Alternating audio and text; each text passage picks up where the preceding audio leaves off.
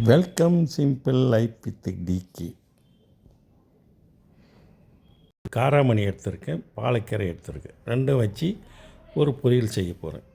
காராமணி நல்லா சுடுதண்ணியில் ஊற வச்சுட்டு கழுவிட்டு ஒரு குக்கரில் போட்டு வேக வச்சுக்கலாம். அடுத்து பாலக்கீரையை நல்லா பொடுசாக நறுக்கி வச்சுக்கலாம். அடுத்து தாளிச்சிடலாம். தாளிப்பு கடுகு, உளுந்து, கடலப்பருப்பெல்லாம் போட்டு தாளிச்சிட்டு வெங்காயம் நறுக்கி வச்சுருக்கு.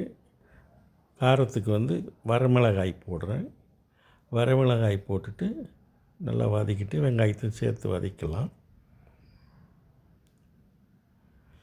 வரமிளகாய் போட்டால் தான் டேஸ்ட்டு கீரைக்கு நல்லாயிருக்கும் பொரியலுக்கு. அதனால் வரமிளகாய் போடுறேன்.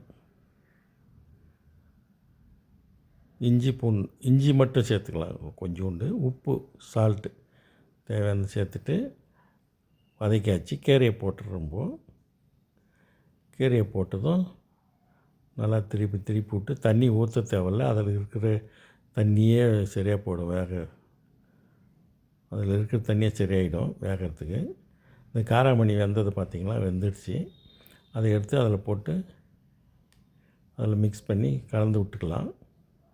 கலந்துட்டு கீரையிலேருந்து வர தண்ணியிலே சுண்டுற வழியே மூடி வச்சிடலாம். ட்ரை பண்ணி மூடி வச்சு தண்ணி அந்த தேர்தல் பாருங்களா, அந்த தண்ணி சுண்டுற வழியும் ஆனால் பொரியல் ரெடி ஆகிடுது. பாருங்கள், தண்ணி சுண்டி வந்துடுச்சு. பொரியலும் ரெடி ஆகிடுச்சு. எங்கள் சேனல் லைக் பண்ணுங்கள், ஷேர் பண்ணுங்கள், சப்ஸ்கிரைப் பண்ணுங்கள். பாலக்கீரை காராமணி பொரியல் நீங்களும் செஞ்சு சாப்பிட்டு பாருங்கள், ரொம்ப நல்லா இருக்கும். நன்றி, வணக்கம்.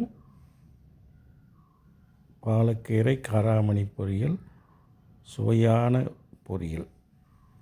நன்றி, வணக்கம், பை.